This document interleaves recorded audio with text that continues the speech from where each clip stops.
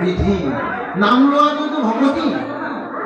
নাম লোৱাৰ কাৰণে কোনো নিয়ম সংযম নাই লেট্ৰিনতো নাম ল'ব পাৰিব সৰুবলৈ যাওঁতে নাম ল'ব পাৰিব গতিকে এই নিয়ম সংযম বিধি আপোনাৰ আপুনি নাম লৈয়ে থাকক কোনোবাই হিচাপ কৰোঁতা কৰি থাকক 14 কোটিবাৰ নাম ল'ব লাগিব সেইকাৰণে মাধৱ পুৰুষে কৈছে আৰু যে মনুষ্য হবা এইটো আশা ত্যাগ কৰি তুমি এই জনমে শেষ বুলি ভাবি